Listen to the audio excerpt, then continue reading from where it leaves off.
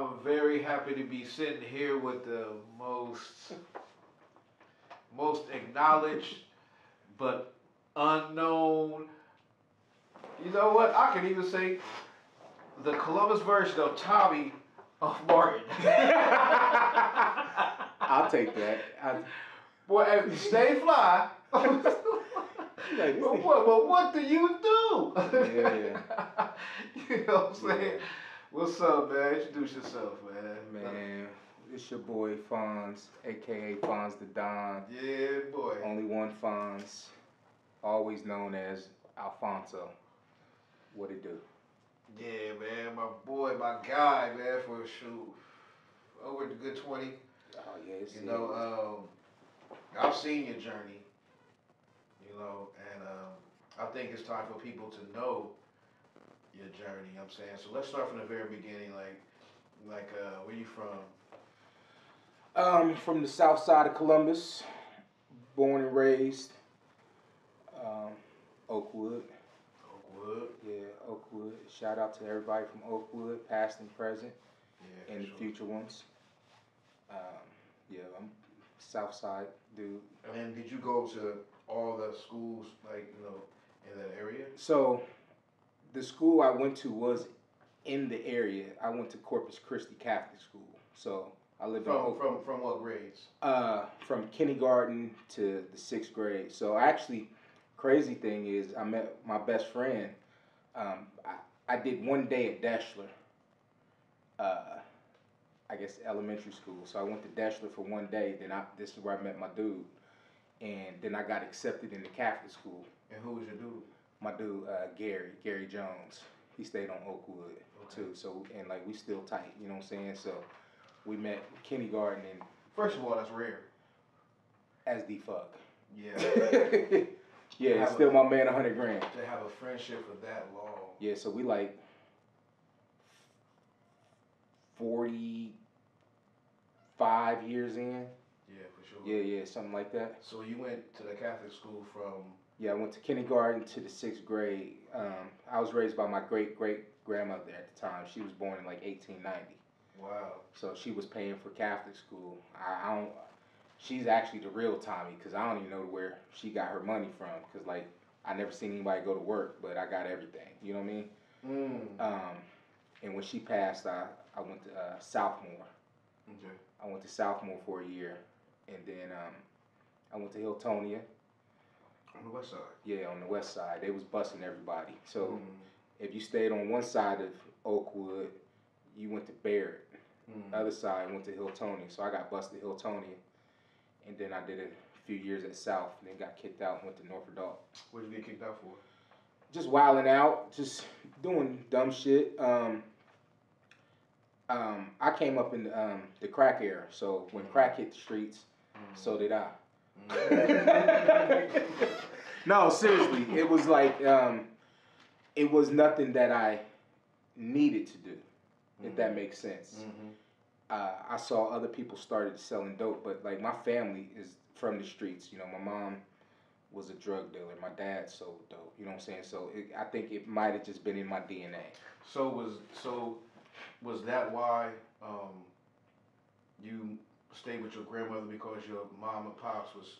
Yeah. So my mom had me. She was 17, and you know she was. My mom was out on the streets. My mom did prostitute. She was a prostitute. She's, you know, and my dad was in the heroin and all that. You know, saying like they was really about that street life. And my great grandmother and my great grandmother and my grandmother, they didn't want me to live that life. So they took me in because you know they didn't want her to raise me. So. Old school grandmother, Yeah, old school. You know how it is. So I think it was just, honestly, the hustle part of me. Like, I had been hustling, like, all my life. You know what I'm saying? Because in Catholic school, they teach you how to hustle, believe it or not. And like, elaborate. So, Catholic school, we knocked on doors. We sold, you know, we really sold, like, the candies and the stuff out the books. You know what I'm saying? I was going door to door. Yeah, we went really door to door, so I got to know the whole neighborhood because everybody, it was a competition. Like, you can win this Huffy bike. You know what I'm saying? It was like back then. Early age, yeah. So I was good at that. You know what I'm saying? We did Christmas caroling. Like I said, I went to Catholic school.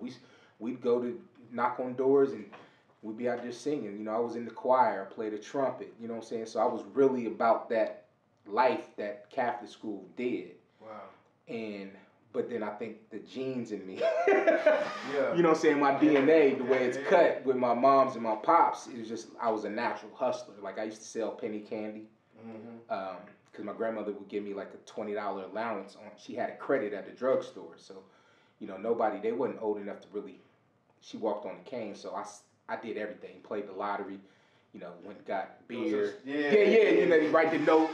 He come to get beer for me, you know what I'm saying? Yeah, oh, that's old school. Yeah. Go to the drugstore, pick up her drugs at, you know, her prescriptions at 10. You know what I'm saying? And penny candy was popping in.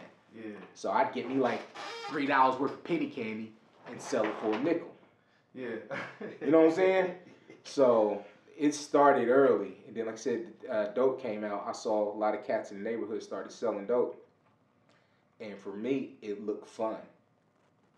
And so I remember getting my first 50, and that turned it into 100 in like maybe 45 minutes to an hour, and I was hooked. Yeah. Okay. When you say 50, you mean some hard? Yeah, some hard. Yeah.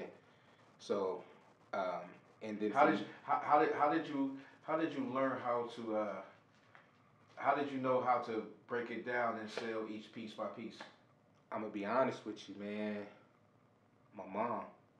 Okay, so she showed you this. Okay, this my is mom taught me. 20s. Yeah, my mom taught me, like, she taught me how to cook dope. She taught me how to cut it, and then eventually hooked me up with a plug. I was getting like Peruvian flake. How old were you at that point? Were you still in school, or were you? Yeah, I was 14. Yeah, I was 14. Wow. Yeah, this is the 80s, so this is 80. This is like 84, 85. You know what I'm saying? Like, when I say crack just hit, like, it just hit. It was like, I was like one of the first, you know, that, I was like one of the first that got, you know what I'm saying, got into the game and actually went to the penitentiary on the block. That was rough. So when you went to, so you went to, Hiltonia, and then, so what, once you hit high school, where'd you go? South. And how long did you go to South? So I went there freshman, sophomore, junior. I got kicked out, I think, in my junior year, towards the end. And what did you get kicked out for? So what was the line that, you know, they really, what finished me, the finishing move is, I actually punched my hand through one of the windows, and I like almost severed my whole pinky finger, and like I had through one of the windows, like where? At school. So the doors that lead into the school. Remember the school, the windows that used to have the wires in there. Okay. You know what I'm saying? So I punched my hand through one of them. Why did you do that? Man, this nigga threw a Big Mac up in the air. Mac sauce fell on my shirt. I had a fresh Raiders shirt on. And so I'm chasing the nigga around the hallway, you know what I'm saying, up and down the hallway trying to get to him. Then he go behind this door and shut the door, and he in the window like this, laughing. So it's just a reflex. I said, bam!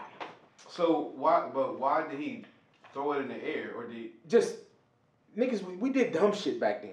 You know what I'm saying? So it was his Big Mac? It was his Big Mac. And he just decided to throw it in the air? Yeah, he threw the whole motherfucker up in the air, and motherfucking Mac sauce landed on my shirt. Fresh black shirt, Raider shirt. I remember that shit like it was yesterday. I was 17 then, so that's how I know. And because I flunked though, so that's there's a reason I was 17. Yeah. I flunked in the 7th grade when I went to Hiltonia. Public school was a culture shock for me, believe it or not. I mean, coming from when you was at Catholic school for how many years? Yeah, I did 6 years at Catholic school. Yeah. So yeah. But then middle school. But see, I went to my first year in middle school, I went to Southmore because I ended up going to stay with my grandmother. She stayed out south by Eastgate. You know what I'm saying? So if I'd have went to high school, I'd have ended up going to Independence. So I had a second life over there because I always spent my summers over there anyway. So people thought I used to live there anyway. Then I get that. Yeah. You know how you be over there all the time? They be like, this nigga really don't even go to this school over here, you know? Yeah. But they see me 3 months out, you know, consistently, and then all weekends. Yeah, I used to.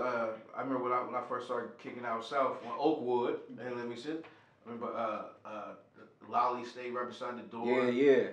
Everybody used to think me and Lolly was brothers. But me, Lolly, and Abdul. Remember Abdul? I remember Abdul. Abdul, yeah. So we used to run together. You know what I'm saying? And everybody thought that I was from the south side. I was from over there. But when I started, I'm like, nah, I'm from the west side. Yeah. Like, I remember, like we had a whole crew. Me, Spanky, Dude, Heezy, Spence, like Jay. You know what I mean? Joey and Army used to come out there sometime. Moa come out there sometime before he got locked up. But that's like we just was all a big crew. That's and even to this day we still cool. You know what I'm saying? But so I definitely understand that. So once you went to South, you got kicked out at what grade again? In my 11th grade year, junior year. So did you ever go back? I went to North Adult. I was in North Adult. Yeah, I went to North Adult. Yeah. And it felt like I felt like I was in a movie at North Adult. Movie? Yeah. Why you say that? Because it was just like everybody from all walks of life, from all over Columbus was there. You know what I mean? I was one of them. Yeah, like, you know what I'm saying? You got the bad chicks from here, you know what I'm saying? Like, it was just crazy. And it wasn't productive. Yeah. You know what I'm saying? Like, certain teachers cared, and it's just like I had too much freedom. Yeah. It was just way too much freedom. It was a second chance school. Like, yeah. I got kicked out of my school. I got kicked out, so I went there. But it was definitely the second chance school. Like, cats was going there, like, walking in the classroom, just putting out a blunt. You know what I'm saying? Like, and all that. But yeah. So did you ever finish up there? Nah, I dropped out from there because I was still during this whole time. I was still selling dope. Like, I was selling dope before my first day of high school. Yeah. I was already selling dope. Mm-hmm. So it was kind of like, and then my two homies, we all got kicked out right behind each other. Ended up going to North, and it was like, oh, here we back. We all got kicked out of South. We here together, and just, you know what I'm saying, I gave it all to the streets then. Being a part of that, I definitely know about that type of life. Have you, when you're in a dope game and you're making money, there's always a chance that you can get robbed. Have you ever been robbed? Yeah, I've been robbed.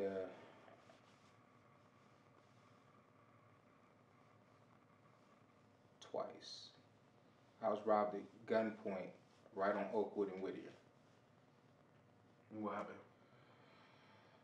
It was crazy because, like, back then, like, it was real crazy because, like, I didn't carry a gun that early on, and around what age? Because I worked at the corner store too. So I worked at, it was called Choose at the time. Like, so you like you like Ace from Paying Up. Yeah, definitely. So yeah, because I worked there, and a lot of people know me from there. Like, well, I'm known from Oakwood because I was the first black kid on our block anyway. What? Yeah. I remember, I'm 1972. Like, this is. Like, I don't remember, like, all my friends in the area. Like, my best friend at the time was a white boy named Kelly. Wow. And then Corpus Christi, there was a lot of Ethiopians, Laotians, white, and then you had your certain black kids that could afford to go there. So I was really multicultural. So I didn't see color.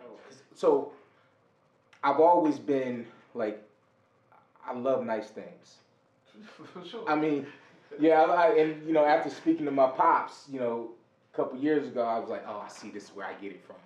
So like, I was that dude. Like, I had 3 herringbones on. Tupac Get Around video. Yeah, and this is before Tupac. Yeah. So I had the 3 herringbones on, and you know, what I'm saying, I just always loved jewels. And motherfucking dude from New York robbed me. How do you know he was from New York? Did you know him? And where were you at? I was right on the corner of Oakwood and Whittier. Dead on the corner. Because that was the hangout spot. That was the spot. And I knew he was from New York because he everything about him was New York. Mm-hmm. You know what I'm saying? Because I've always followed New York culture. You know what I'm saying? Growing up in the 70s, 80s, you know what I'm saying? When it comes to hip hop, you know, what I love. So I know, you know what I'm saying? I know that swag, and you know what I'm saying? And back then, they were starting to migrate here because of the dope game. You know what I'm saying? What we'd have here, you know what I'm saying, as a 25 was like a, 10-piece down there, you know? So they like, oh, you know what I'm saying? That's where the Michigan people, Detroit, Michigan, they started migrating here when the dope game. So he just had that swag. So what happened? I ran the jewels. No, I'm saying, like, did he pull up in the car? Nah, the nigga walked up on me. And who else? Like, paint the picture. So like I used to always just be on the corner. You know, there was 4 corners. One corner was the bus stop. Nobody really hung out because it was somebody's house. Other corner was the laundromat. Then the one corner was the wall where everybody used to sit up on the wall. Then another one connected to the corner store. Right across the street. Yeah. I was on that one over there, kind of solo dolo. Oh, so you were by yourself? Yeah. Okay. Yeah. And he walked up. Yeah, he walked up. Like from what direction? Like a little 38. He came up from behind. So he came up from behind. So he must have seen you first. Yeah, definitely. Yeah. And I mean, back then I really wasn't hard to spot. You know what I'm saying? I worked at the corner store. I was the only black person that ever worked at the corner store by the it was owned by the Arabs. And then I worked at the laundromat too, so I was real popular for that. Then I was selling dope out of the corner store. At the music. So he walked up from behind you. Yeah. And he clicked the revolver back and said, "Take the jewels off." Took them off. Did you ever see him after that? Nah. And I think I might have saw him. I think maybe months and months later. You know what I'm saying? But I wasn't for sure. You know what I'm saying? Because he wasn't somebody from the hood. You know, see, he wasn't a regular. He didn't, he was nobody I never served, I just, he had that accent, he had that strong New York accent, and he had he looked like you'd have seen him in the lineup, you'd be like, that's him just the way he was dressed, like, yeah, everything about him was New York, Timbs, the whole 9, you know what I'm saying, cats weren't even rocking Timbs in Columbus yet, not then, yeah. And how did you feel in that moment?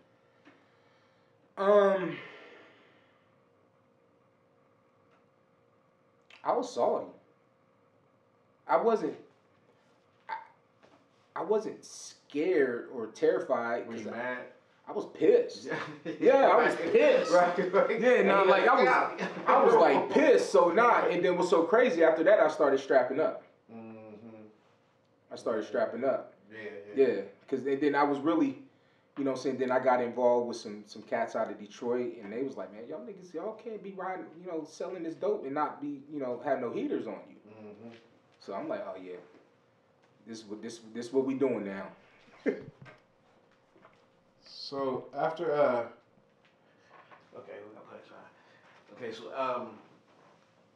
so after you go to Norfolk Dog, you leave Norfolk Dog, right? What's next? Honestly, I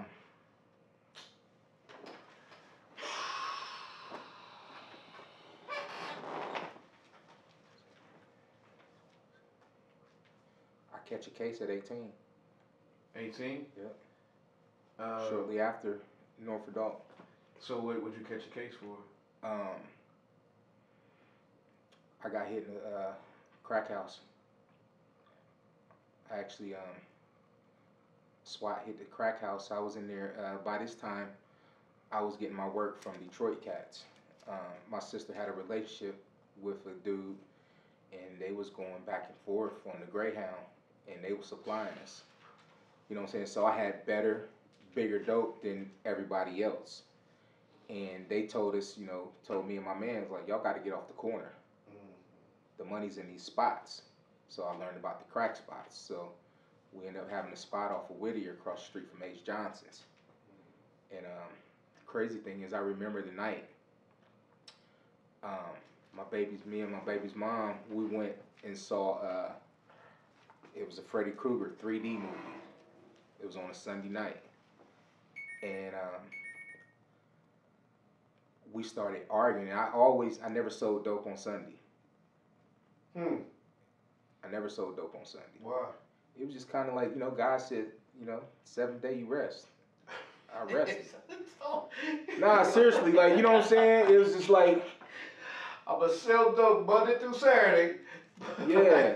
But I ain't sell no crackhead, no crack on Sunday. And crazy thing is, we started arguing about something. I don't remember what we was arguing about, but I was like, I'm going to the spot. And I was staying up north. She lived up north, so I came all the way out here, went to the spot, we in there. I remember selling to this geek. And this was on a Sunday? Yeah, this was on a Sunday. Oh, so that's why you remember? Okay. Yeah, that's why I remember. Okay. Now, the crazy thing is, my sister, she came in there, and she asked me to take her to Walmart. And at that time, the only Walmart was on South High Street. From Whittier to South High Street, that was a long ass ride. Yeah. You know what I'm saying? And I'm like, I'm not going, fuck that, no. She's like, come on. I'm like, no. She's like, I'll be out in the car. I'm like, you'll be out there. So I sell the crackhead dope. Probably 10 minutes later, maybe 10, 15 minutes later, he come back. I pull the curtain back, it's him. I go open the door, SWAT right behind him. So I'm thinking we getting robbed, because I never been hit by SWAT. Yeah. You know what I'm saying? I'm 18. I don't know what a SWAT hit really feel like. So what they have on? Do you remember? They was black, ski mask. Like that's what made I think we was getting robbed. Yeah. But they had the assault rifles. So I'm like, they didn't come in with pistols. They came in with assault rifles. So was it specifically for you or just for everybody that was hustling? It was for everybody in that bitch, but I was the one that sold the last dope to that particular, yeah. And so they came in, and I'm just sitting there. I'm walking in a daze, like, and they like, get the fuck up against the wall, and I'm like, oh, he finally said he was the police, and I was like, oh shit. So I got hit. My sister was sitting in the car out front. Okay, so you caught that case, and did you serve time? So on that one, because I've never had been arrested, ever. I never had a juvie or anything. So the crazy thing is, this is what's so crazy. So now in there, my dude, he got a pistol on him. Surprisingly, I didn't, and everybody was like, "Yo, you gonna get probation. It's your first time offender." Woo woo woo woo woo. So I'm like, okay. So I actually go to court. Wait, stop right there. How much did you get caught with? I had like a quarter ounce. Oh, that ain't that much. Okay. Yeah, I had like a quarter ounce. So I end up getting probation. Here's the crazy thing. So the very first day on probation, so I go to court. It took about 8-9 months for the court and all that. I go to court. I come out of court. I actually took the bus. I caught the CODA bus because I didn't know. People telling me you gonna beat it and all this. I ain't trying to hear this shit. Like I'm like I'm preparing for the worst. So I come out of court. They give me probation, send me up to go meet the probation officer, fill out the paperwork. Woo woo woo. I come out of court. It's about 5:30, 5:45. I'm back in the county by 11:30. By the news is on. I'm back in the county for a whole new case. So you get out. I get out from my drug abuse case. I got drug selling, not abuse. It was drug abuse. I pled to drug abuse. Oh, you pled that. Oh. That's how. Yeah, you know what I'm saying. That was the thing back then. So you pled. So you made it seem like you was using, not selling. Yeah, that's what my attorney said. So, yeah, that's what we running with. So I had time on the shelf. I had a year on the shelf. So I'm 6 months on 6 hours on probation. Yeah.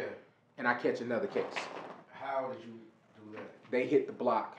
So you went right back out to the block. But I was in front of my house, sitting on my steps. Okay. So this was so crazy.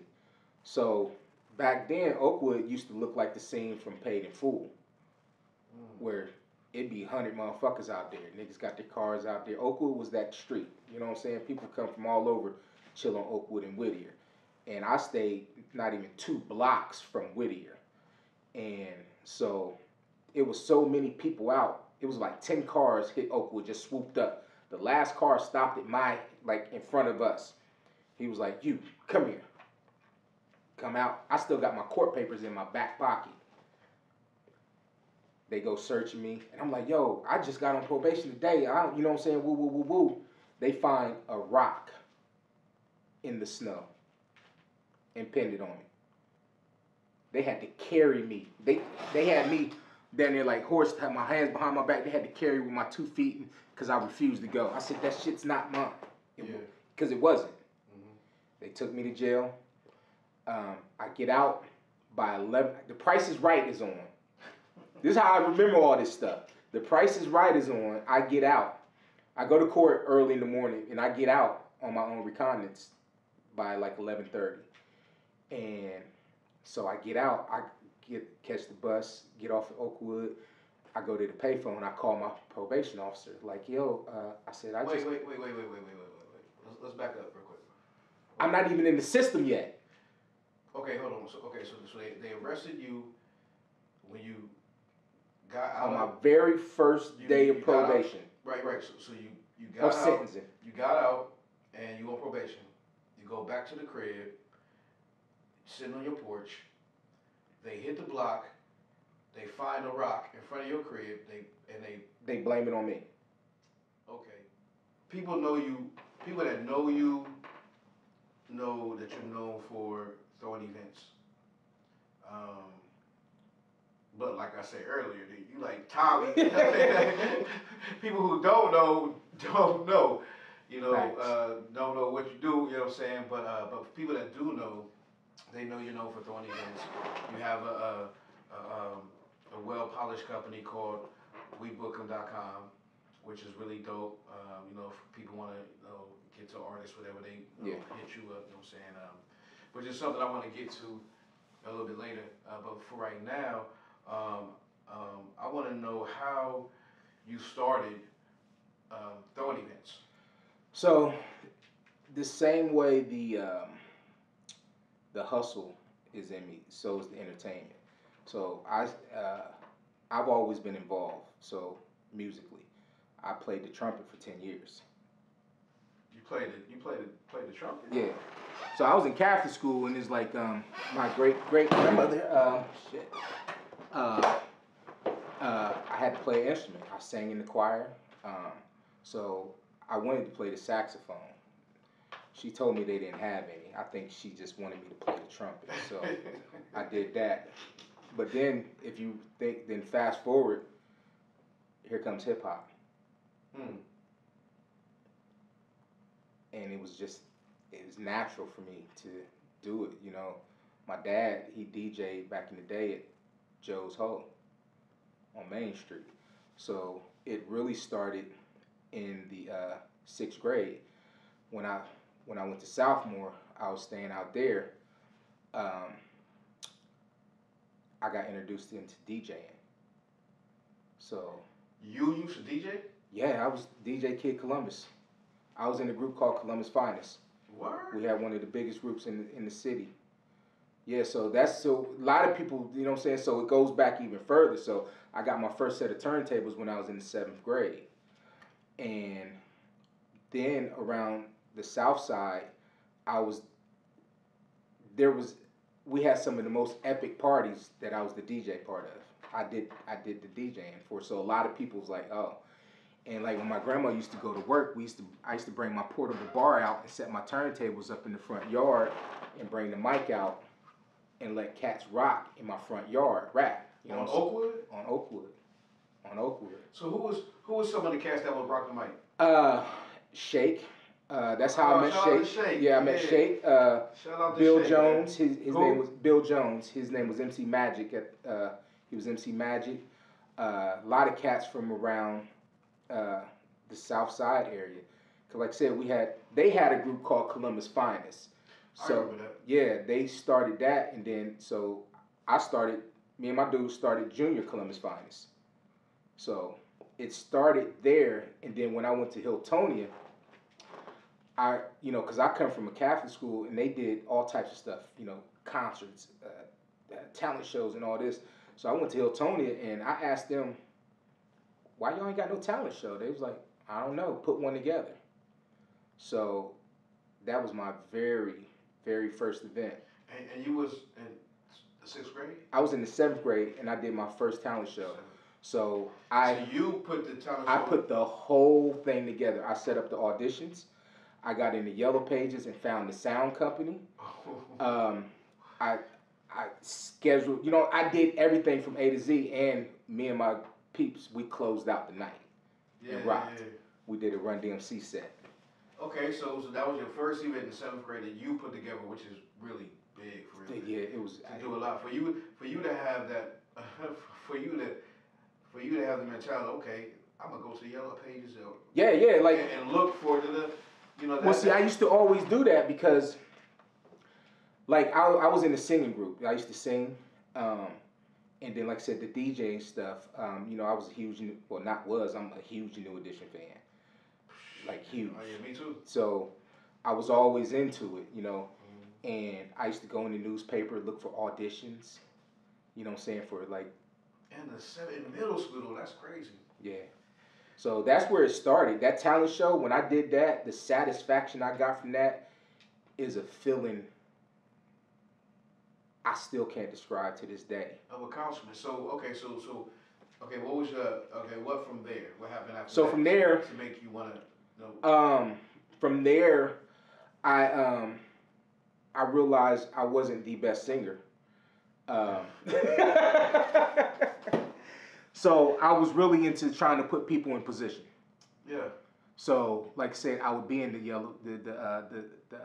papers looking for auditions. I would go into I forgot what section it was. It was the classifieds, and I remember I got shaking them thing at the Apollo. Well, there was it was crazy because the Apollo in New York. Well, yeah, they ended up going performing at the Apollo based on a talent show I told them they should go to, that I found in the newspaper. They was having a talent show at the Martin Luther King Center.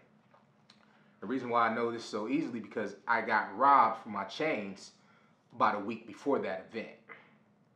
That was. Oh, okay. Yeah. So they went and they actually won, because our group we wasn't ready. So Shaking Them won and got a chance to perform in the Apollo, and then I realized like I'm kind of good at this stuff, and then my grandmother. So my great grandmother had passed, my great grandmother had passed, and my grandmother started raising me. And she was a chef, and she worked at the time it was the Picket, but now it's called the Doubletree. And so she was the chef there, and so everybody that came through, like, she was the chef. So she would always tell me, like, and that was the hotel of choice for entertainers when they'd come to concerts, big concerts would come. She'd tell me, like, yo, such and such is down here, come on down. So I started hanging out at the hotels, meeting people. And I actually ran into somebody who did road management for my pops. And that's where it really, really started. So what was your next event after that? So honestly, my next event was at 18. So I had did some like roadie work, some backstage work for some shows, concerts, stuff like that. But my next event, so the talent show in the 7th grade, and then when I was 18, before I had the case pending that I ended up going to the penitentiary for. I did an after party, first after party ever in Columbus, Ohio. This is we talking 1990. After parties didn't exist. So the Def Comedy Jam was coming into town. So I already had the plug.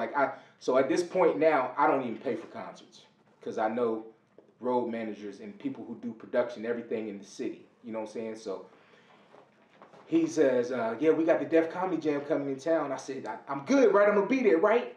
He's like, yeah. So my homies, everybody's rapping now. My closest dudes, they making beats and they rapping. But I'm about this business. So I'm like, yo, I need to get these niggas on the stage. So Papa Jack's was popping at the time. So what I do, I'm like, you know what? When the show is over, I'm gonna have everybody come to the club. I'm gonna charge $5, and then like $5 for the ladies, $7 for the dudes. So, and I was like, y'all gonna open up, y'all gonna perform, y'all gonna be the only people to perform, y'all my niggas. This is what I do. You know what I'm saying? So, Def Comedy Jam is here on a Thursday at the Vest Memorial. So, now mind you, I planned this out like probably a month or two in advance. But where was you doing the event at? Papa Jack's. Okay, Papa yeah, Jack's. so the Def Comedy Jam tour was at the Vets. So what I do, I go scout out. The only spot I really knew at the time was Papa Jack's. Right. So I ride down there on Thursday, midnight, when the idea come to my brain. Doors close. So I'm like, all right. So I get on the phone with my man Greg Thomas. I was like, Greg, I need to get in contact with Jack. I said, I want to do an event there. He's like, cool. So he set it up. I go sit with Jack. He's like, yeah, well, you know, normally we have about 400 or 500 people here. I said, well, I came by last Thursday. The doors was closed. Got him. I said, I can't give you nothing. Because he was trying to get me, trying to run game on me. But I had already did my recon. So. Plus you were still a little younger too, right? Yeah, I was 18. Yeah. I was 18. Yeah. So I do that. So this is the crazy thing. This is when I started learning the game. So I print up these big flyers. I still got one at the crib. My baby's mom's last name was King. So I call my company King Productions. Because she had a dope last name. Put the little crown over top of the eye and all that. Yeah. So I'm out, me and her out on my scooter, riding around, tagging up poles with the staple gun. So go to the Vets. I'm backstage. They got the HBO execs in suit and ties, white dudes. So I come up. I'm like, yo, this is my party. And they was like, wait, how did you get it? How did you get backstage pass to well, because my man Greg Thomas, he did production for every black show that came through the city. Okay. So now, mind you, I met him years prior. That's the one I told you he did end up being. He was my dad's road manager prior to. That's a whole nother story we get on. So he okay. So he let you come in and yeah. Remember I told you I was not paying for concerts anymore. Yeah. I had stopped paying for concerts probably by age 14. Yeah. So I'm backstage. I give them the flyer. They look at it. I got the Def Jam logo on there and the HBO logo on there. Smart. Yeah, not to them. He said, "This your flyer?" I said, "Yeah." He was like, "You did this?" I was like, "Yeah." He was like, "Did you get permission to use these?" I was like, "Nah." He was like, he kind of gave me game. He was like, "Man, you got to get permission to do this." He's like, "But I like you." He's like, "Because of that, you're gonna go on stage and announce this." I'm about to go on stage in front of 4,000 people. Wow. Okay. And you was with it? Yeah, because I didn't have no radio. I didn't have a radio budget. My budget was $70. I paid $70 for flyers. That was my budget. So I go out there, yo, after party. You know what I'm saying? I don't even know if I called it after party. I can't remember what I said, but we at Papa Jack's, 283 East Spring Street. Come there. Boom, boom, boom, boom. Nervous as hell. So you know, show let out, get the after party. I remember I had on these jeans. I had some Fila flip flops on. I had my little notebook pad that I used to carry around, get my numbers and stuff, looking real business-like. And it's jumping. It's jumping. My dudes get to perform. The limo pulls up. So I don't see the limo pull up. Somebody come run and get me like, yo, Alphonso, there's a limo outside. So I'm like, no. I go, run out. Window come down like, zzz. It's Martin Lawrence. He's like, this your party? I said, yeah. He said, man, this shit's dope. He's like, I'd come in, but I got a red eye. And hit me. What is that? What does a red eye mean? He had an early flight. Just a mad early flight. Red eye flight. Oh. Yeah, because it was, you know what I'm saying? So, I mean, he really couldn't hang out because he had to pack bags. You know what I'm saying? Right. He was the Martin Lawrence show was popping too, just starting. And he was doing Def Comedy Jam, so he probably had to, ain't no telling what he had to do. Yeah. But he told me my party was dope. En Vogue was in there, some people from En Vogue, because they was recording at Sasapa Studios at the time. Sasapa was like one of the first $1 million studios, and it was right here on Spring Street, across the street from Columbus State. X-Clan, when the X-Clan's manager was in town, I was like, it was the beautiful night to be a Thursday. You know what I'm saying?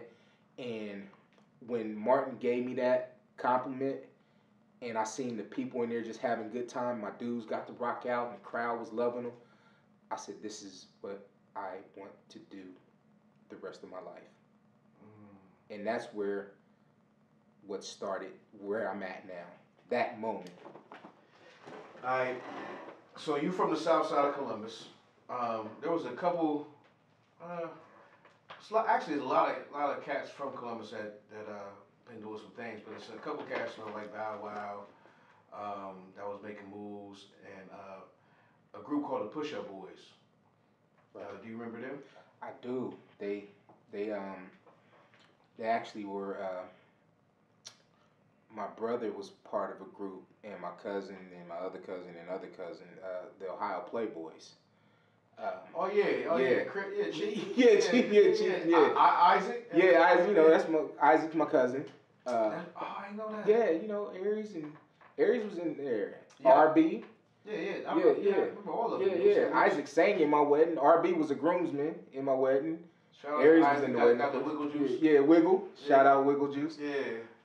So yeah, I know them, and I got to actually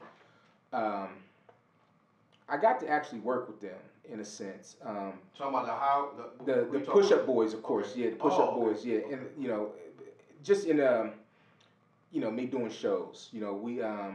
We brought the Franchise Boys. It was crazy the way that happened. The day we brought them, they was #1 on 106 in Park. So we brought them to the 504 downtown. Oh, I remember that. Oh man! So it was an epic night. So that's when they had was it Lean With It, Rock With It? Yeah. Okay. That Lean With It, Rock With It it was building up while we was promoting the show, and that bitch hit #1 the day of the show. I was like, we about to kill him. Okay. And they was one of the groups that actually opened up, and I ended up taking them to the Franchise Boys again to Huntington, West Virginia, and the Push Up Boys had established a relationship with them at that, prior to taking them down to West Virginia, and then it kind of, it blew into, what we see now out of the Push Up Boys. Jay producing for a lot of people out there in Atlanta. Sauce the God, out here doing his solo career. So yeah, I know them. I got a good relationship with them. So how did that initially even? Because you say you threw a show, and at the time, Franchise Boys was on fire. Yeah. So how did you get that connection to bring them here? What's so crazy? I'm gonna be honest with you. My homie, because we was trying to figure out a show to bring, and I'm like, man, who's hot? Like, what's gonna pop in the city? And my dude called me one day, Cap. He was like, yo, man, he was like, you should bring them white tee dudes.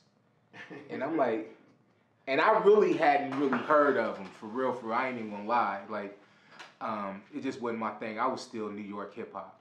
You know what I'm saying? I was still, you know, I was hip hop. Hip hop to the core. I went into the, all the dancing and all that stuff. And he was like, man, they hot. Trust me, look into them. So I looked into them. Then I was like, you know what? So there was a booking agency out of Philly that I was dealing with at the time. So I reached out to him, and we got him. It was crazy. It was $3,500, and we took him down there and did some. I was like, we're gonna get some groups to open. Got the Ohio Playboys, the Push Up Boys. Then I didn't know they had this little friction going on. And who had a friction? The Ohio Playboys and the Push Up Boys. What was the friction? Who's the best group? In Columbus? Yeah, who was popping? Okay. Because I had only heard of the Push Up Boys through conversation. I never seen them or heard their material, because at this time we had our remix store. So I was trying to reach out to all the local artists. So it was brought to my attention about them. Like, you got to get them in there. So we reached out. Was like, yeah, we heard y'all hot. We need to get y'all on this show. So they was down with it. They ended up doing a record with they sampled a joint with Bow Wow. Just got the rims clean. Yeah. So did you have any part of that? Not of that, but I did. I was very instrumental in the Critty Mac, the verse that he got for him and Ty Wills, actually, their song called "What Up, Bro." So Bow Wow did a verse on that. And how did that come about? Man, so I'll tell you how it came about. Then you can ask your question after that. So Critty was talking, bro. Everybody was saying bro. This was 2008. Bro this, bro that, bro this. Critty was claiming the king of the city. Mm-hmm. And I'm going to say this, which he had every right to do. I agree. And I was so salty because I got one of the first copies of the last project, and I remember his cousins, they had a Slaughterhouse. Yeah. But so they had the studio on Main and everything, and so I got the fresh off the press package, like, yeah, hot off the press. Yeah, when I listened to the whole album and everything, and I was lightweight hurt for real, because like Critty was so much before his time. Yeah, I agree. He, definitely. Yeah, Critty was so much before his time, and I honestly,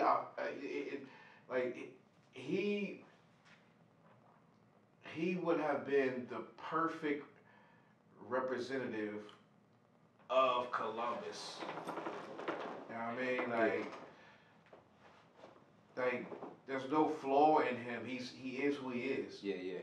What you see is what you get, and and he's him. You know what I mean? So I was like, wait, man, listening to it and everything, and I've been in sessions with Critty. You know what I'm saying? I've been at at Sean's crib. I mean, him and Playboy, they had yeah. You know what I'm saying? Like, I mean, I've been in the session. I've been in the session with Critty and I forget the female's name, Joyce something. Kim Joyce. Yeah. They. I mean, like, bro, I was there.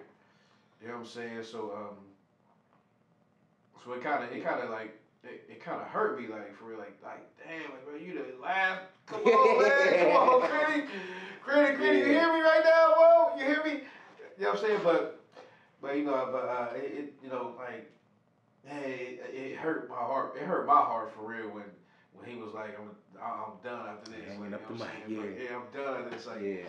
So okay, so I remember he did that. What up, bro? Yeah. So when he was saying that, the bro, and then at this time Bow Wow was bro this, bro that, bro, Prince of the O.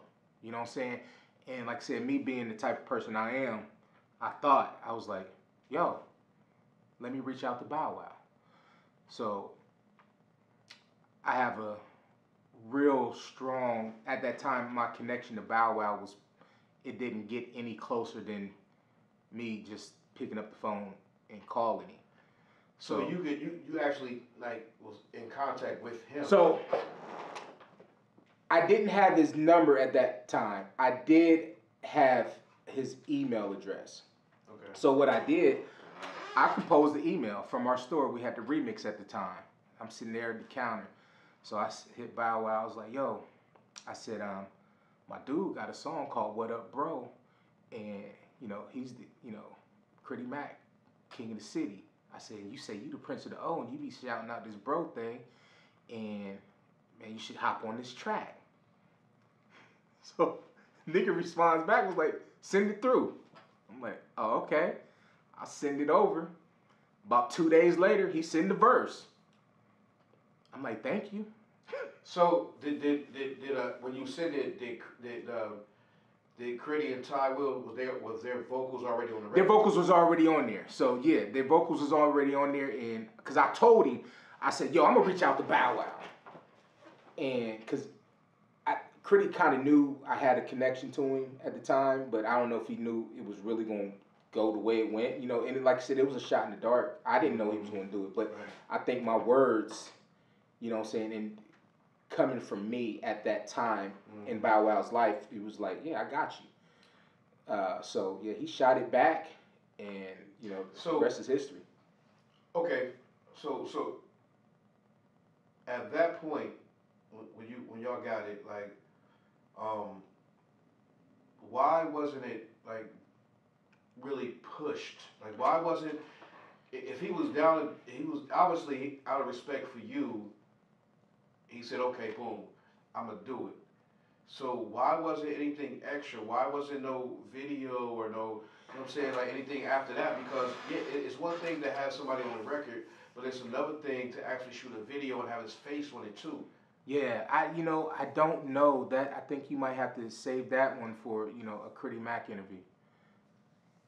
Because at that point, like, I didn't have anything to do with Critty's career. You know what I'm saying? We were just establishing our relationship at that time. So it was early. Yeah, this was early on, you know what I'm saying, when I met him. And it was just kind of like, because I thought he was dope. I was like, and like I said, I had that connection with Bow Wow. It was easy. I picked up a phone first and reached out to my nephew who was living with him at the time. And I was like, yo, D. I was like, hey, I need Bow to get on this verse. He's like, man. He's like, Bow said, take it, email him. Cats is still, email him. I'm like, all right. So, and then he did it. And it was one of his dopest verses that he's ever done, personally. So do you still talk to Critty? Yeah. Y'all friends. So daily. Do you still talk to anybody in the Push Up Boys? I do, yeah. I actually talked to Jay about 2 weeks ago. He was actually in the city. He reached out when he touched down. Me and him have, that was actually my strongest connection out of the Push Up Boys. When I met him, me and him kind of clicked instantly, Me too. Yeah. He had that hustle mentality. He was like, hey, great minds think alike. So we've always stayed in contact, always had his number. He actually took our old remix, and that was him and his wife's store. Here in Columbus? Yeah, on Hamilton Road, the 2583 South Hamilton Road. The first remix we had, he ended up getting it and turning it into, their boutique store. I didn't know that. Yeah. So me and him always talk, we stay in frequent contact. And then, Sauce, he came through the club and shot, I think he was doing an interview. And so he came through the club one day and, let me get some camera time, shouted me out and all that, and then, this is his brand as well, you know what I'm saying, us Ohio boys. So correlates right back to the Push Up Boys. So I'm actually representing a third of the Push Up Boys with this gear right here. That I didn't know. Yeah. this is him and Rich's concept. So he's the other half of this. So yeah, I stay in contact with both of them. Yeah, Push Up. Shout out to Push Up Boys. All right, so you start throwing events. You start throwing events. Okay, before I get into to where I was about to go, I want to go back because I remember you used to take photos in and outside of clubs. Yeah, yeah. You know, did you used to have a setup in the parking lot outside of Misty's? No, so we did Misty's like once or twice. Okay. I really had the clubs on lock because I had the club connect. Okay, so why did you start?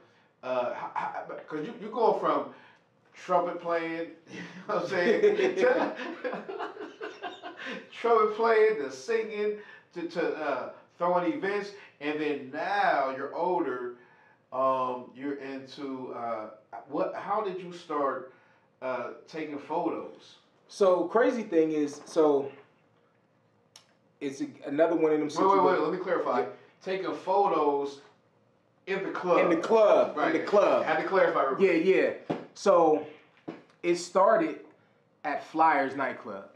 Woo, so Flyers. This was another one of them situations. I'm just like, I don't have anything consistent. You know what I'm saying? So I'm like, you know what? Red, White, and Boom is on a Tuesday. Ain't no clubs going on. I'm going to do a Red, White, and Boom party, after party. So I go to Flyers because they popping on Thursday and Saturday. Tuesday, Thursday, Friday, Saturday. They didn't have a Tuesday yet. Oh, okay. Until I started the Tuesday. Wow, it was popping on Tuesdays. So peak game. Well, at least when I started. Right, that's what I'm saying. You're welcome. Yeah. It was. You welcome, Carl and whatever the other dude's name was. So me and my cousin Derek, I'm like, yo, we're gonna do this after party for Red, White, and Boom, because historically after Red, White, and Boom, no matter what day it fall on, people like we're ready to turn up. So I do my recon. Flyers is closed on a Tuesday. So we go like, yo, we want to do a party. And they was like, all right, cool. So we do Flyers, and I run all my ads the day of Red, White, and Boom on the radio. So all you hear all day long, official after party, Flyers nightclub, woo, woo, woo, woo, woo. I think we opened doors at 9 o'clock, 8 o'clock. We had a line down the street, across the street, and down the street. At the back door, down the alley. Down the alley. Yeah. And that's where Tuesday night got started. I said I want Tuesdays. Man. Because Tuesdays, this shit was like so dead. Like when I say dead, it was dead. Yeah. And then remember, BW3 had the 10-cent wings back then. Yeah. So that's, that was a popular day for campus. Because that was the only B-dubs I ever knew of at that time. So we started doing Tuesday nights. So they ended up kicking us out because the club started jumping traditional club owner shit. And Angelo Sims, he came in there. He had just moved here from Baltimore, Maryland. He came in there in the club, and he saw me doing my thing. He just saw me. He could tell I was running some stuff in there. And he was like, what you do? I said, yeah, I do parties, and this is my night, woo, woo, woo. He was like, you mind if I take pictures? I was like, yeah, set up in that corner. So, and it was crazy, because as soon as, he started taking pictures, they, reached out, was like, yo, we need money out of him, and I was like, well, get it from him, because I'm not getting nothing from him, because I'm that dude, like, just on the love, yeah, let's get this money. So they end up kicking us out for Tuesdays, because they wanted to take the night over. They wanted the door now. They was getting the liquor, we was getting the door. We was only charging $3 and $5, but they wanted that. So Angelo saw that I knew the club people. Like, I knew what was going on in the city. I was his person in the city to be like, yo, this club pops. This club pops. So he asked me, did I want to start working for him? And I was like, Yeah. So he started paying me like $100 a night to take pictures because I knew everybody. You know what I'm saying? So they come to the picture booth like, yo, Fonzo, what up? Let me get a picture. So and it was always popping. Yeah, picture booth was always popping. So then it just turned in. You know, I did that for 10 years. Yeah. Like we had, I took pictures 5 days a week at different clubs. You know, we did Tuesdays we did Tuesdays, Thursdays, Saturdays, and Sundays. We did all the first Fridays at the time. Then we transitioned into Studio 69. We did I did the Neon for like almost 7 years. Every Sunday, like that was my sole income, and I kind of got out of doing events. You know what I'm saying? Because it was like it just I don't know. I just kind of transitioned, you know, and I became the picture man. Everybody knew me as the picture man. Picture man, yeah. The picture man. Yeah, picture man. Yeah, short shot photos. The picture man. So I was the picture man, and I met a lot of people. So I kept my face. I really kept my face out there. It's like I run across people. They be like, man, I know you. You know what? For the longest time, until we got close and started having conversations, in my mind, you was picture man. I personally think at that time, I was like, this is just me personally. I was probably one of the most popular people in Columbus. Facts, but oh, definitely. But you was just so cool though, and then like you said, everybody knew you, but you was just so cool. You know what I'm saying? Like, and every time like I said, I didn't even know your name at first. So in my mind, that's the picture man. Yeah. I still get it though. Like, picture man. Picture man. Yeah, I run across people like, man, I know you from somewhere. They was like, you used to go to the club. I was like, yeah, I used to live in the club. He was like, for real, where at? I started naming the clubs. I was like, I'm the picture man. He was like, man, I got about 400 pictures you took of me.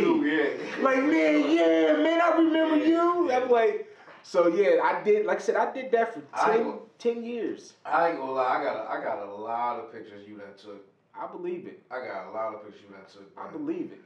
You know what I'm saying? I still have to this when day. When you think about it. On an average night, we took about 100 pictures a night. So I do 500 pictures, you know, sometimes. And I did all the anniversary parties for the radio station at the Hyatt, you know. But we would do, 2,000 pictures a month, $7 a pop, just on the regular. You know, that ain't had nothing to do with special event stuff. And then, like, I had to plug with the promoters, so I had to end at the Vets. I had to end at the Palace, you know what I'm saying? When Tyler Perry's and, you know, the plays and stuff would come. I was that plug. So I got in, you know. So I ended up becoming a partner with the picture thing. You know, I went from making money to, you know what I'm saying, like really, really making money on the picture thing. So yeah, that's how I got into the pictures. Okay, so one of the biggest questions now that people have, and even myself, because I've been asked by several people who know me and know you, you know what I'm saying, and they want to and I actually want to know also as far as the situation with the truth. How did first of all, how did that situation even come about? So it's crazy because now mind you, I hadn't really done too much. I've done some sprinkles, some stuff here and there, you know what I'm saying?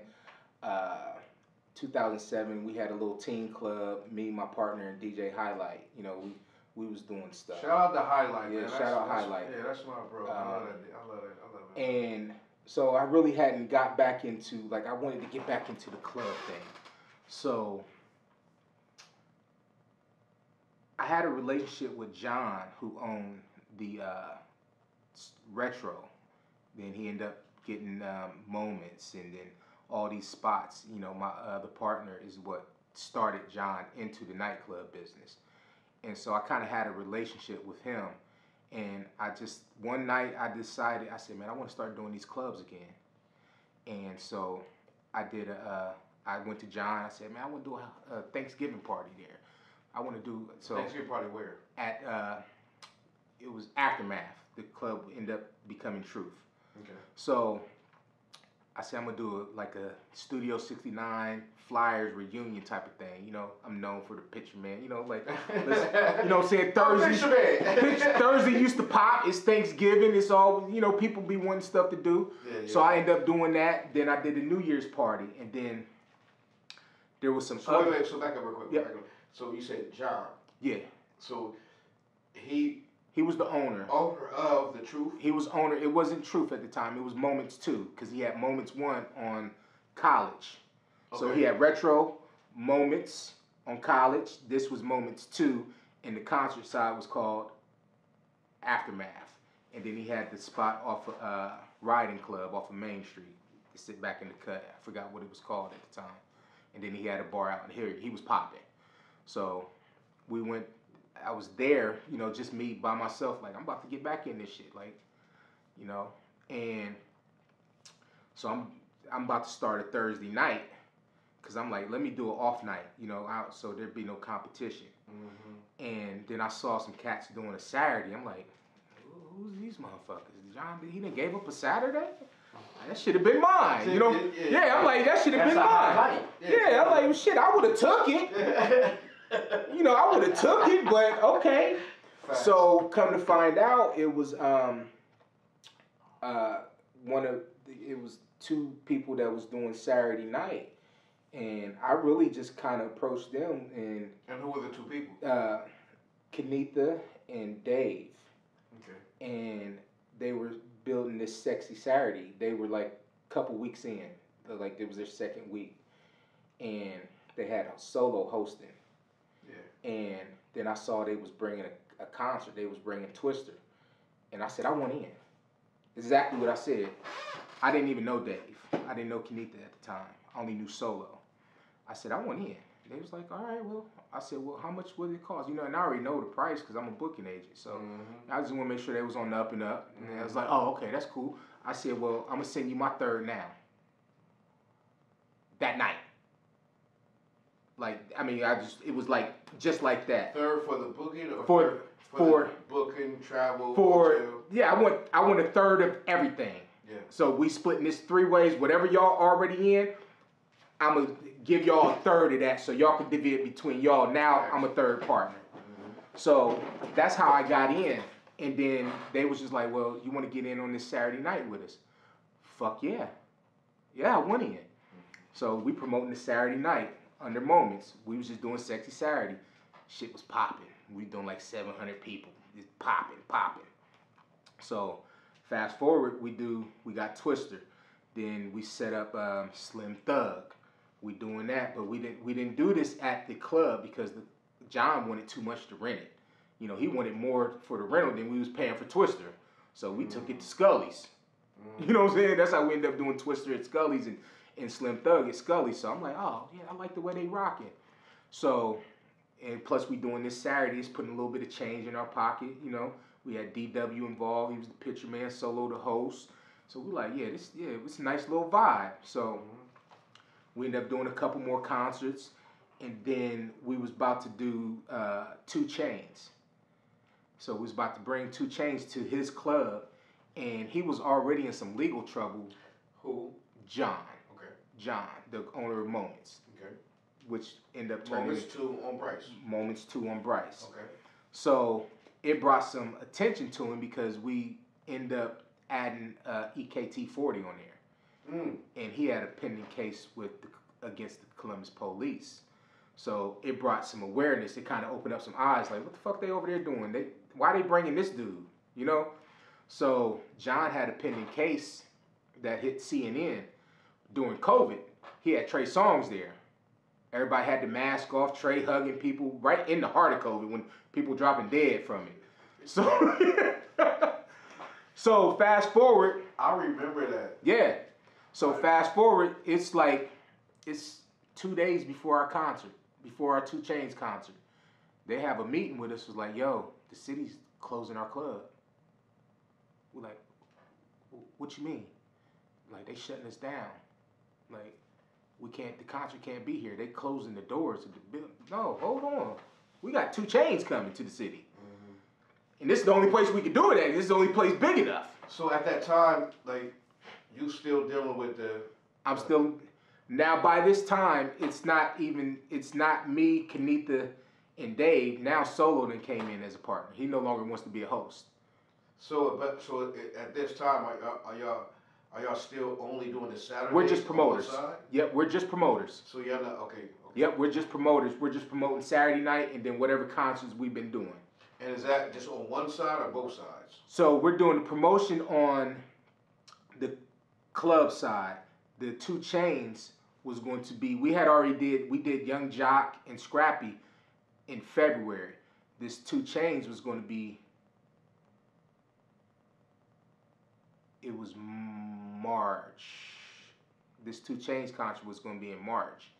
So look, so I'm curious. So all right. So you said who y'all have? 2 Chainz. So we had 2 Chainz. We were Young Scrap. What so on for the 2 Chainz concert, or who we had prior to? Prior to. So at this time we did Twister, we did Slim Thug, we did Jock, Scrappy. Okay, wait. So right there, Jock and Scrappy. What y'all pay them? I mean, I don't remember. Okay, we'll leave it at that. I don't remember. All right, we'll leave it at that. Okay. So, yeah, it was. So did Trey Songz ever come? Not to this. Okay. Trey Songz hadn't been here since that incident during COVID. Okay, I go ahead. Yeah. So this was going to be our breakthrough concert.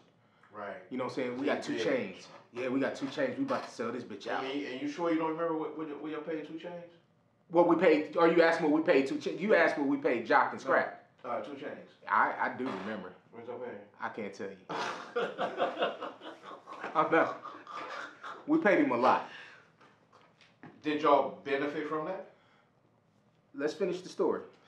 Because I already know the answer, but go ahead. Let's finish the story. All right, go ahead. So, 2 days before the concert. Which concert? 2 Chainz. Okay. Y'all can't have the concert here.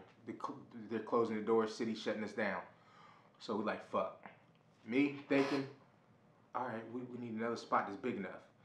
So end up calling down to Park Street Cantina. I reach out, he like, let's do it. The city of Columbus is like, fuck y'all not doing it. Still got the group text with the what? Police, special duty officers. They just like, nah, y'all need to have 20, 30 guards, you know what I'm saying, charging $100 per hour, some outlandish shit. So we changed the location for this 2 Chainz. 3 different locations in 2 days. We end up doing it at XO. 2 Chainz is at a fucking basketball game during our concert. He apparently missed his private jet. I don't know how you miss a private jet, because it's private. Right. I'm gonna leave it alone though. So did y'all give him a deposit? Oh yeah, he got his deposit. Okay. So fast forward, we didn't take an L. We didn't lose because we didn't have to kick him out his back end because he didn't show up. Then he went on, he made a post and said it wasn't the promoter's fault, it wasn't janky. He did a story and everything. Like, you know, I missed my, you know, he took accountability for not being here, which is not his first time doing this to Columbus. So fast forward, now we're just doing shows and like, so the club is closed and so we like, damn, what the fuck? What? There went Saturday night. Mm-hmm. There went our little concert thing. Now we can only do Scully's. So one of the partners already had a relationship with the owners of the building because they were in the process of opening up another business and they happened to own both properties. So we was just like, collectively like, hey, let's get this bitch. So it wasn't anything that was planned. Like, we're going to get together and we're going to be this big conglomerate and we're going to take over Columbus and have the biggest nightclub. The club fell in our lap. We were just... And who was our? At the time, we were called Take Entertainment. Which was who? Which was me, Solo, Dave, and Kenitha. and our honorary member, DW. So fast forward, we end up getting moments, and we decided to call it Truth Nightlife. So when you say getting it, like, what do you mean? Like we took the lease. We got a lease. We took complete ownership. Now we're financially responsible for everything. It's our building. Okay. We got the keys. Okay. You know what I'm saying? This is we go in there and do whatever we want to do in there. And that was both sides? We had the whole building, 33,000 square feet. Did y'all have an option to only have one side? It's the whole thing or none. Oh, so they don't separate. It's not split. It's one address there. It's all or none. Wow, okay. Now, how you operate is totally up to you, but it's a one package deal. So from there, okay, y'all did a lot of big shows there. Yeah, I remember T.I. was there. Did a little. Well, yeah, T.I. came on the night of Young Jock and Scrappy. Oh. T.I. and Tiny came. Yeah, I remember. Yeah, they popped in on the house. So from that moment, okay, so it's you, it's four of y'all collectively running it. Y'all on the lease. Y'all running it. So what actually happened to the point to where it shut down? I mean, long story short. In your opinion? Creative differences. Like, honestly, that's like me being, and I'm not saying, I just, for me, I've dreamt about that club. I was going to that club at age 14. Screaming Willies? Yeah. Me too. East Dallas. Me too, bro. Yeah, you know what I'm saying? I was doing I remember and that. Then, I went to multiple concerts there, seeing, so I knew it was a multi-million-dollar business with the possibilities. So, long story short, it was really creative differences. Creative differences. So, I'm gonna need you to elaborate on that. Well, because remember, I back up. I didn't know Dave. I didn't know Kenita. You know what I'm saying? So, and the club fell in our lap. We didn't plan this out. It wasn't anything. We sit down. So you knew Solo? I knew Solo. I met Solo at one of my talent show in 1994. I've known him since then. Okay. But it wasn't anything that we sit down and planned out. You know what I mean? Like, we're going to get this club, this is what we're going to do, and then we can hash out the differences.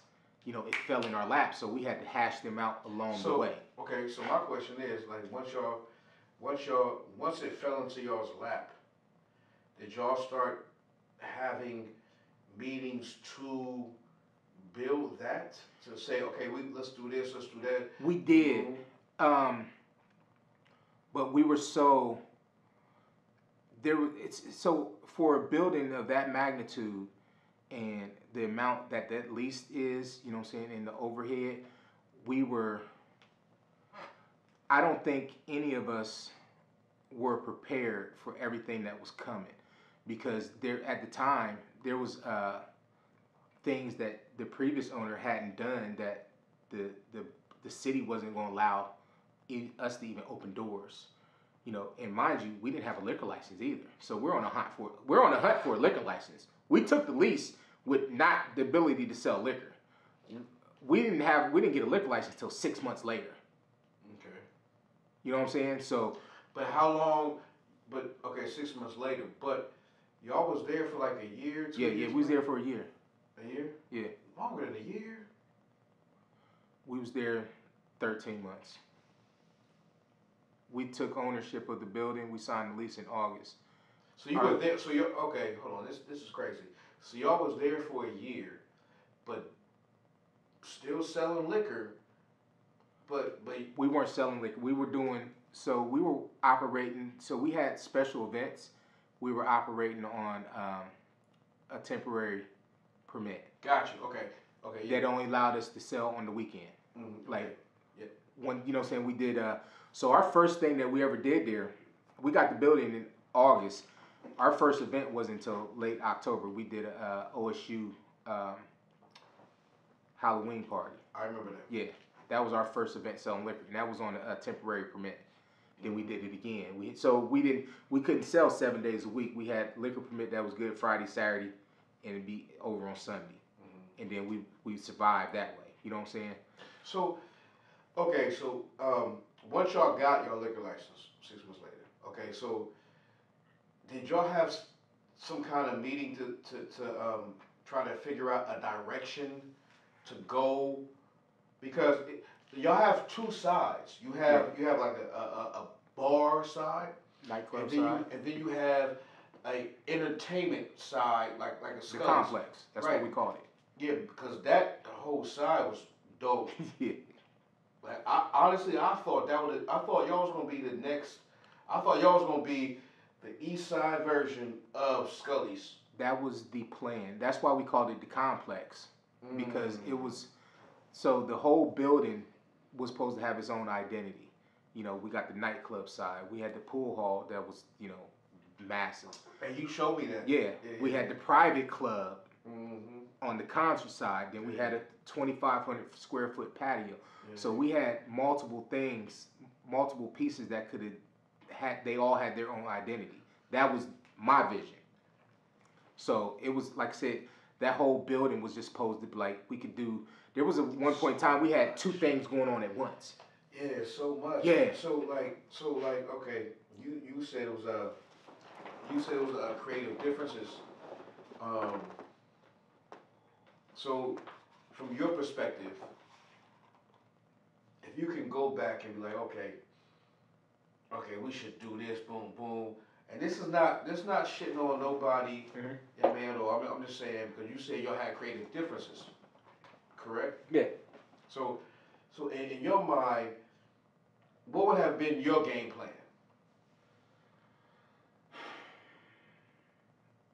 For the whole building? Yeah.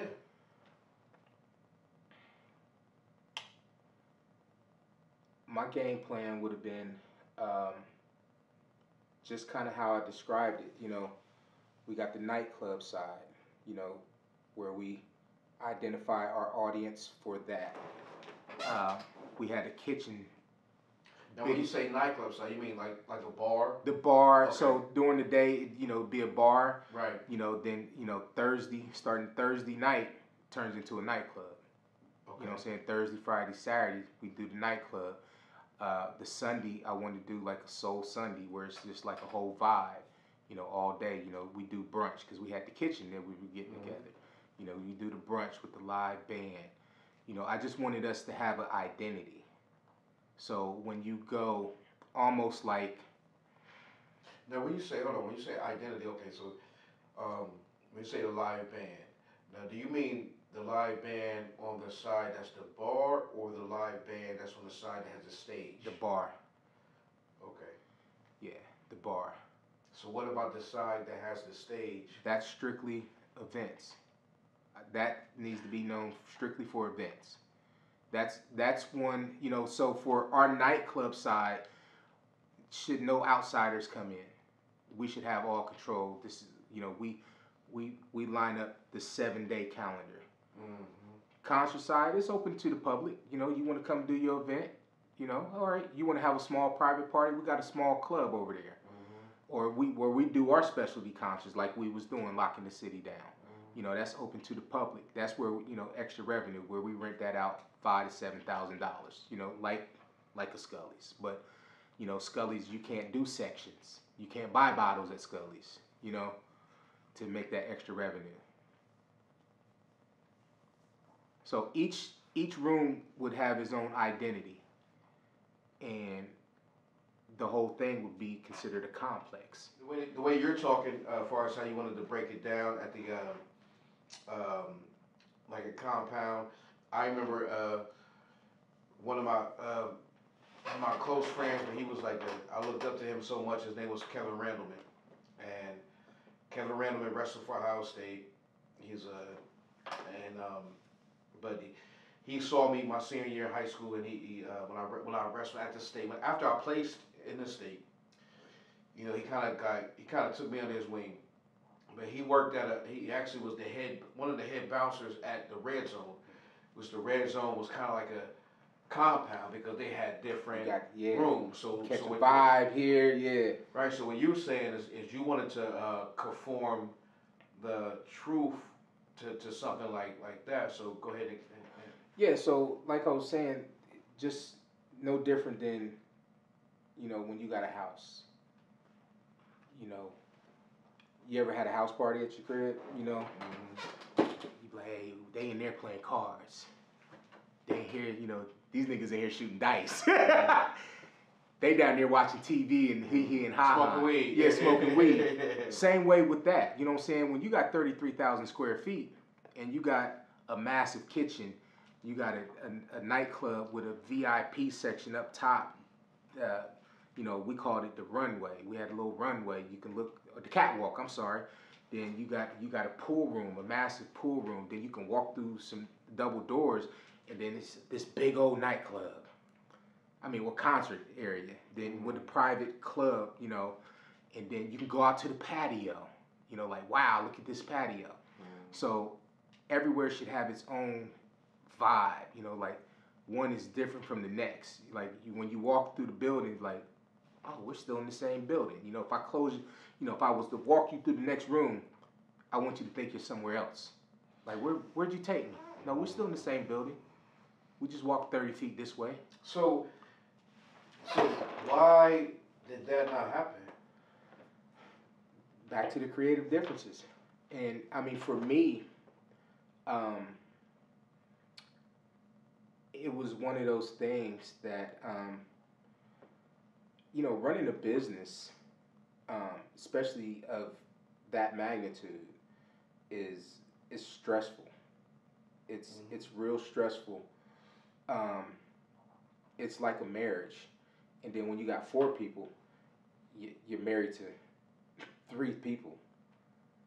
It's different. You ever had a business partner? It's just you and him or you and her. Woo. Y'all can figure it out. But when it's multiple. So what was the final straw as far as closing it down? I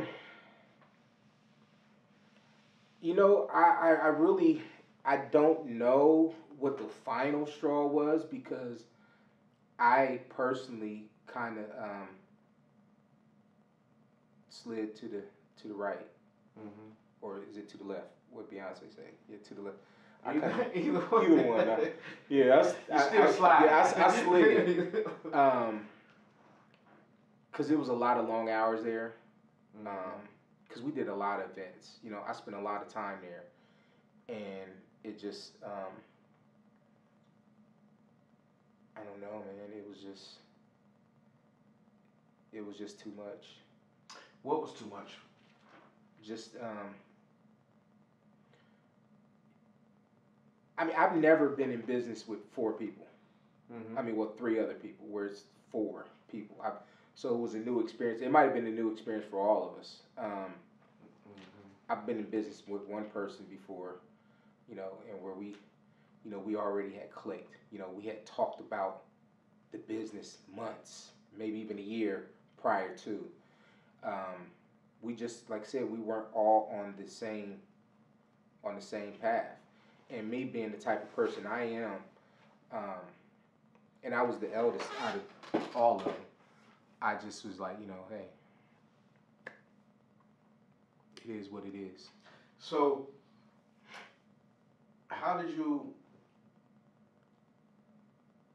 get the word that, all right, we're gonna stop this? We gotta shut this down. We always stayed in communication during that process. You know what I mean? And it just kind of happened just one day. You know what I'm saying? Last show we did was Moneybag Yo. And it was, so there was no conversation to you like, all right, we about to shut it down. We can't do this no more. It wasn't something like that. It was a conversation. It was just like, and I was just like, okay. You know what I'm saying? It wasn't no pushback from me. Yeah, because the thing is, at that point, I didn't care if it stayed open or not. So how was that conversation though? Like, How was the conversation like, yo? How was that last conversation like we about to you? Like we about to shut it down. We about to no, we can't do. At that point, I was already checked out. No, I'm saying, but how? I don't. That's what I'm saying. I really don't recall, because before it closed, I was already closed. You know what I'm saying? Why? I was just I don't have time for things that stress me out. I'm at an age when I turned 50. I told myself like I'm not. You turn what? I'll be 52 this year. What? Yeah. Yeah.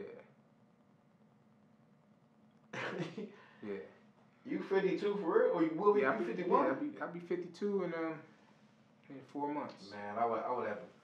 I mean, that's what I'm saying. When you get to a certain point in your life, you just like, you know what? All right, fuck it. But you don't even look that old though. Thank you. But that's not old for real. But I mean, it's not old, but yeah, back when we was younger, when we looked at people at 50, you'd be like, oh! Yeah, exactly. Yeah, my grandmother died at 55. Yeah, you know what I'm saying? Yeah. She's like, oh. But no, I just was. So I'm so by time, so basically what you're saying is by the time you had that conversation, you was actually over it. I was already over it. But why? Tell me why? Why? Stress, my health, my mindset. But we're talking about business. It don't matter. It's not business can be. So business, what? Okay, let me me start. Business is over. Right. So let me ask you this. So what made you stressed about the business that made you feel at that time? I was stressed going into the business. You know, this was entertainment it financial? thing. Was it, No, just the whole business in general. You know what I'm saying, is stressful. When you put, you know what I'm saying, you put a lot of money into things and it takes a whole lot of time and, you know, hard work. That's stressful. Right, but getting money back should be a stress relief. You don't if you're actually building a business, you put it back into the business. So it's not, you don't see money. A lot of times that's what a lot of people think from the outside looking in. They're like, man, they doing all these shows, but we're making it flip. You know what I'm saying? A building of that magnitude, our expenses almost was like 20 plus a month. You know what I'm saying? That's we talking about lease, insurance, internet, electric, gas, all this stuff. You know what I'm saying? Security. Employees. No, that on the nights on special events or for like concerts, we sometimes be at $10,000-$15,000 at expenses that night. That didn't include no bills. Wow. You know what I'm saying? Security for some of these events was $10,000 that night. Then you got bottle girls. Like we had a massive staff.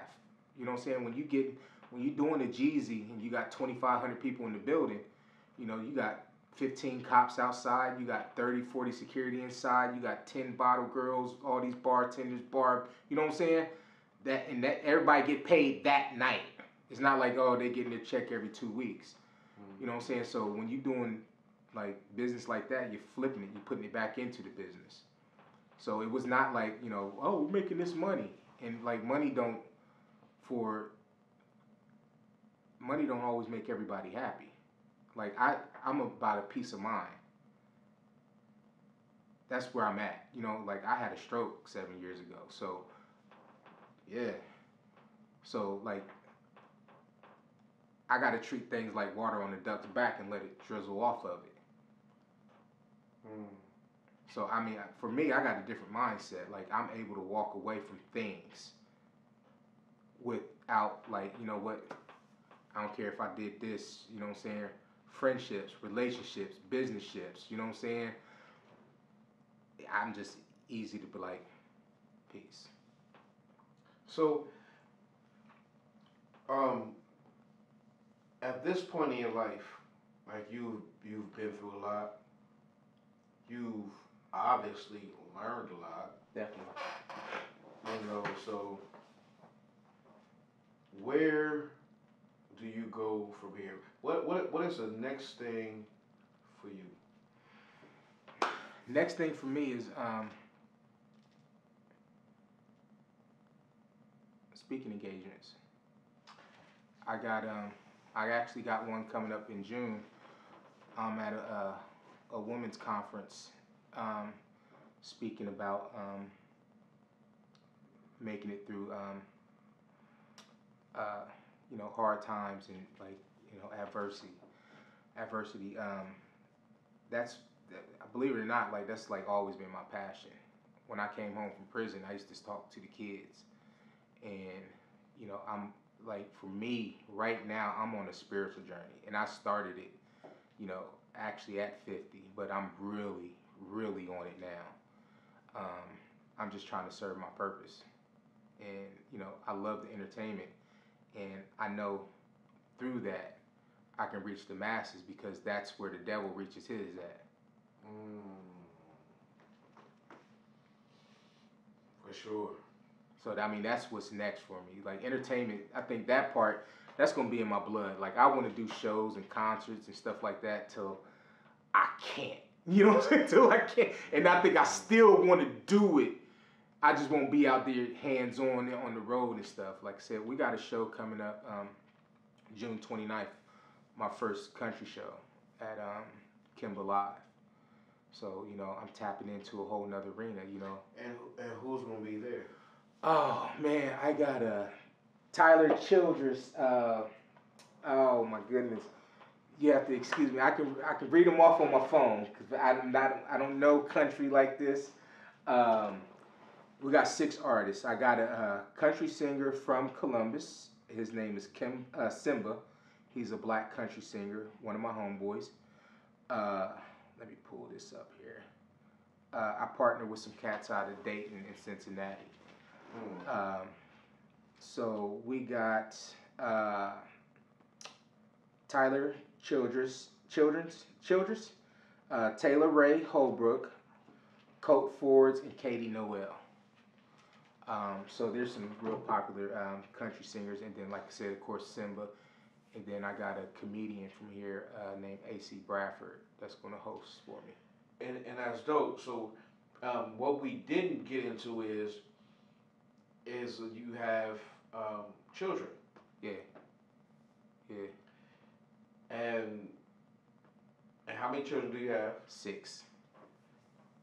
Okay, and elaborate the genders. So I got 3 boys. My youngest will be 30 in April. Your youngest will be 30? My youngest boy. Oh, youngest boy. My youngest boy will be 30. Then my middle one will be 31, and my oldest is 32. Then I got 3 girls, 14, 17, and 21. Okay, your daughter. Yeah. A teenager plays basketball. Yeah. Right?